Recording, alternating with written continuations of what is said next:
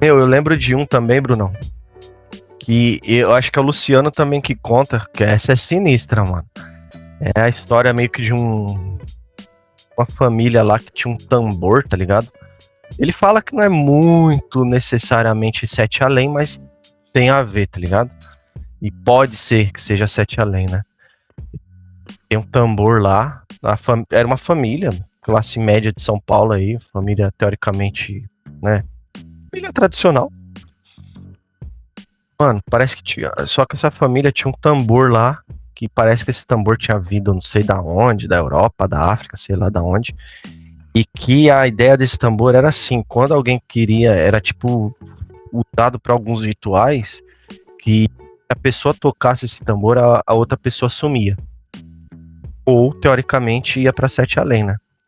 E aí falavam, né? O pai das crianças tinha lá, era dois irmãos. E esses irmãos, tipo, o pai deles avisava, ó, não mexe com esse tambor, não mexe com esse tambor. E um dia tava só os dois em casa, mano, e moleque é aquela beleza, né, mano? E aí um foi lá, mano, colocou o outro dentro do tambor assim, começou a bater em cima, mano. E aí, mano, a merda que deu foi que o moleque sumiu, mano. O irmão dele sumiu. Quando ele tirou o tambor, o irmão dele não tava mais lá, mano.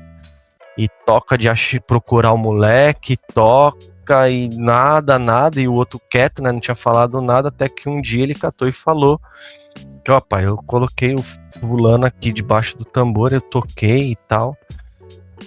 E aí, não, você não devia ter feito isso, tal. Acho que é mais ou menos assim a história.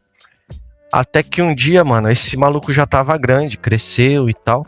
Aí deram fim no tambor, né? E aí, um belo dia ele teve, mano, ele tava num momento difícil, atravessando, acho que um momento difícil da vida dele lá. E aí ele tava andando um dia lá, parece que ele tinha sofrido um acidente de carro, alguma coisa do tipo. E aí, na hora que ele caiu do carro lá, meio desacordado, mano, o irmão dele veio. E aí veio o irmão dele, falou com ele, falou assim, ó, tá tudo bem comigo, ainda como se fosse criança, da época de criança, falou, ó, tá tudo bem comigo, não precisa mais ficar me procurando, porque parece que ele ficava procurando esse irmão dele desaparecido, tá ligado? E aí falou, ó, tá tudo bem comigo, não precisa se preocupar mais, eu tô bem, deixa eu aqui onde eu tô, mas você não tá na hora de vir pra cá ainda não, fica aí e volta. Aí ele, pá, acordou assim, tava lá desmaiado do lado do carro e tal. E aí continuou vivo, mano. Mas é umas histórias. Eu acho que é mais ou menos assim o relato que eu vi dessa do tambor do Luciano, mano. Caraca, velho. E foi o próprio Luciano que comentou essa daí. Parece que é uma bem que teoricamente tem a ver com Sete Além, né? Porque talvez o irmão dele tenha, né, que eu tava falando, tem algumas pessoas que vão pra Sete Além e não voltam. São dadas como desaparecidas. Inclusive, essa é uma das coisas que falam de Sete Além, né? Muitas pessoas que provavelmente são dadas como desaparecidas aqui do nosso mundo estão em Sete Além, mano. Uma das paradas das lendas que rolam em torno de Sete Além, tá ligado? Que louco, tio. Ó, quem daí tiver ouvindo a gente, tiver vendo a gente, seja qual tempo for, cara, dá uma assistida no Silent Hill. É um filminho meio, assim, pouco puxado pro terror, né? E é muito parecido com isso. É tipo como se fosse ali um mundo paralelo, né? Um mundo paralelo. A mina tá, inclusive, olha que legal. A mina tá no carro, inclusive, vou comentar aqui mais ou menos do que é, né? A mina tá no carro, ela tá andando. Não sei se ela tá indo procurar a filha dela, ou ela tá com a filha dela, eu não me recordo bem. E aí ela atravessa uma estrada cheia de neblina. E no final dessa estrada, ela chega numa cidade chamada Silent Hill, que é uma cidade de verdade, né? É uma cidade da vida real. E quando ela chega nessa cidade, no caso no filme, é tudo um clima muito estranho, né?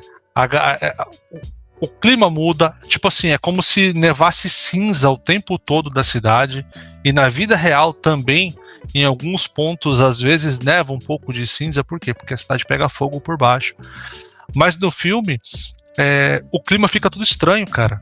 Então começa uma par de coisa louca, um pessoal, uns moribundo, uns mortos-vivos vindo pra cima dela, e tudo depois tem um sentido, né? É um jogo, inclusive fizeram um jogo, Silent Hill, muito louco de jogar.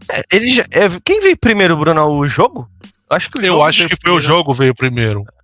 O jogo veio primeiro, baseado numa história real da cidade que pega fogo. Mas aí o pessoal foi lá e fizeram a pegada do jogo, e aí depois fizeram o filme. Cara, eu assisti o primeiro filme, eu era mais novo, né? Eu fiquei cabreiro com o filme, tio. Eu fiquei cabreiro. O filme é muito louco, mas dá um medinho legal, porque, tipo assim, ele mostra uns pavores, assim, vamos supor, ele puxa um bocado, assim, pra pegada do Freddy Krueger, onde tudo modifica, sonho, né? Como se estivesse no mundo dos sonhos, né? Exatamente, Seixas. E assim, tem vários personagens no filme que aquele carrascão lá, foda, né, mano? Aquele carrasco, aquela cabeça de metal com puta de uma espadona. Cara, é uma espada, é uma espada gigante, cara. Ele bate assim, onde pega, vai pro saco. E no desenho é uma só, tio. Acertou, acabou, já próxima vídeo. Tchau. E essa mulher, ela tá procurando, se eu não me engano, ela tá procurando a filhinha dela, eu acho, uma coisa assim. Mas, ó, quem tiver aí, assiste esse filme, vale a pena, é da hora, cara. Bom, é top. Terror em Silent Hill. E conhecida como Silent Hill brasileira, quem tiver curiosidade, é Paranapiacaba. Já ouviu essa história aí? Não, mano. É a cidade aí do interior que é conhecida como a Silent Hill brasileira, mano. Quem tiver curiosidade, catuca aí no YouTube. Vai ver uns vídeos lá do balancinho. Tem um vídeo famoso aí de um balanço que se mexe sozinho lá, tal. É uma outra pegada. Fica aí com um EP2, mano. Essa pegada do Silent Hill, deixa eu só comentar também, você acha que é legal. Manda ver. Por ser real, tá? É uma cidade que era muito conhecida por minerar carvão do subterrâneo, né? E teve um momento que perderam o controle e pegou fogo embaixo da cidade, pegou fogo nesse monte de carvão, e parece que até hoje, vamos colocar até hoje, 2025, o negócio faz 1000 anos, carvão pega fogo embaixo da cidade. Ah, já ouvi falar dessa cidade aí, mano. Pega fogo. Ficou abandonada lá, né, por causa dessa parada aí. Porque, tipo assim, a cidade inteira evacuou, saiu todo mundo da cidade, alguns locais pegaram fogo, então, tipo assim, ficava meio que incontrolável a situação do fogaréu. Aí a galera abandonou. Como se fosse neblina o ano inteiro, assim, né? Desde essa época. Cara. Desde essa época, porque assim, mano, os caras não tentaram nem consertar esse estrago, né? Porque falou que ficou descontrolável, né? Paranapiacaba é considerada não só pela parte do terror ali, né, mano? Que eu tô falando aí, até se tem parte de uma aparição, mas é citado como Silent Hill brasileiro exatamente por causa da neblina, mano. Que é uma cidade pé da serra ali, tá ligado? Pé não. Emendada com a Serra de São Paulo ali, tá ligado? A Serra do Mar. Então, mano, é muita neblina lá. Então, por isso de Silent Hill brasileira. Ah, saquei, mano. Da hora, não conhecia, não. Eu falei, no EP2 a gente conta, eu posso contar a história de Paranapiacaba aí. Mas, Brunão, e de lobisomem, mano? Tem alguma coisa aí, velho? Mano, de lobisomem, velho, não tenho, não. Eu só conheço o basiquinho, né? Assim, eu curto pra caramba filme de lobisomem. Puta, acho da hora. Principalmente com o Benício Del Toro ali, e se não me engano, aquele é Hopkins, top. Né?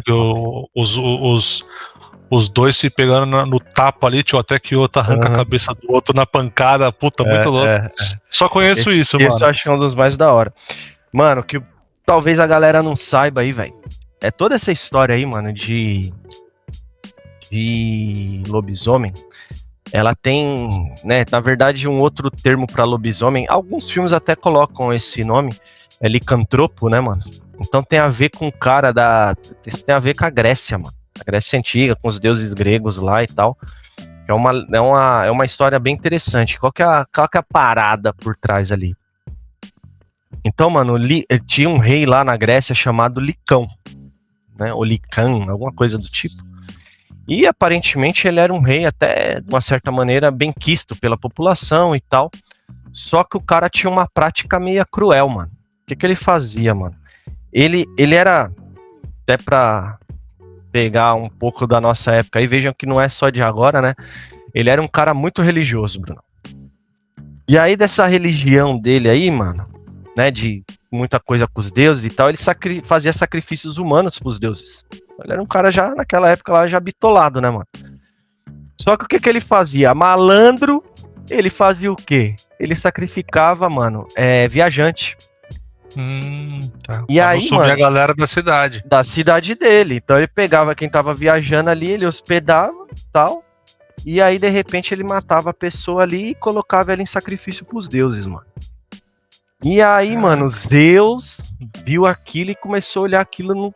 Falou, mano, esse cara aí, né, velho, porque né, Zeus também era autor dos seres humanos e tal, começou a ver aquilo com maus olhos, mano.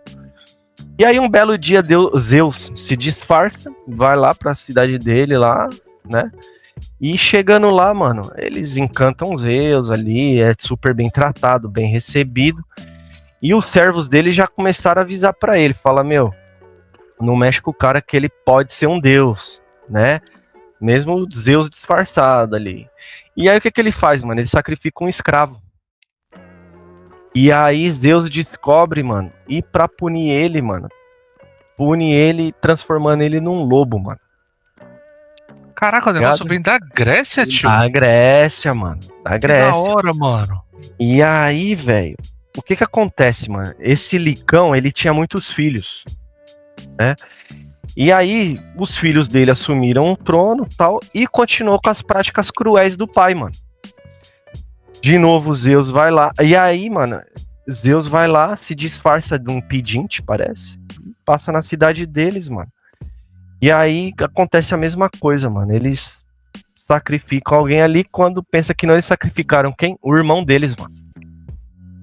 Os irmãos deles lá foi sacrificado e foi colocado em oferenda para os deuses, junto com algumas coisas ali, e ofereceram essa comida aí, que misturou as vísceras do irmão lá com as vísceras de animais, e ofereceram isso para Zeus disfarçado. E aí Zeus fica pistola, mano. Faz a mesma coisa com todos os filhos dele.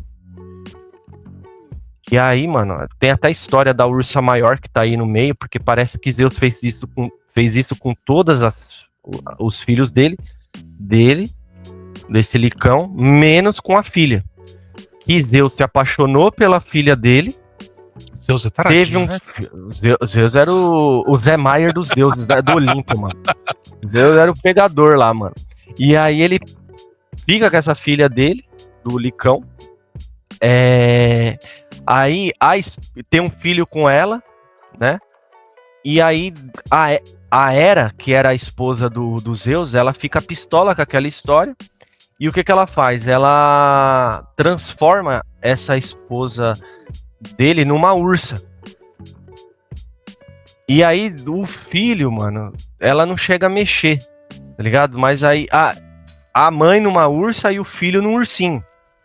Em ursos ali. Aí Zeus, muito chateado com aquela história, e pra proteger eles, transforma o quê? Ela na constelação de Ursa Maior e ele na constelação de Ursa Menor. Esse filho dos Zeus. E devolve a vida para aquele filho do Licão que os irmãos tinham matado. E aí, mano, isso ganha, né? Tudo vai passando o tempo, isso começa a ganhar corpo na Europa, principalmente na Europa medieval. Essa história da licantropia, né? Do homem que foi amaldiçoado pelos deuses e se transformava em lobo, né?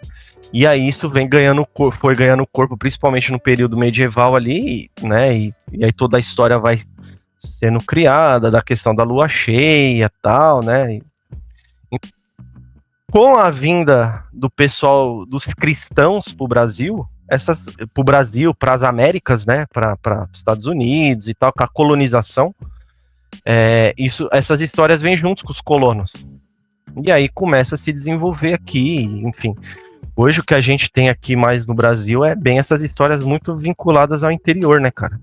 De tipo, pessoas que sumiam durante a quaresma, sumiam durante a lua cheia, né? E depois aparecia com pouca roupa e tal. E aí tava muito vinculado a esses desaparecimentos, né? com todos esses vínculos de quaresma, de o que o cara comia, não comia, a vontade de comer carne e tal. E aí, mano, o que eu sei, né, velho? Você tava até me perguntando lá no comecinho, e agora que a gente tá indo rumo aos encerramentos, antes até de eu contar uma história aí que uma tia minha me contou, existe uma outra linha de raciocínio aí, essa também para surpreender quem tá ouvindo a gente ou vendo, né? E tem até um vínculo com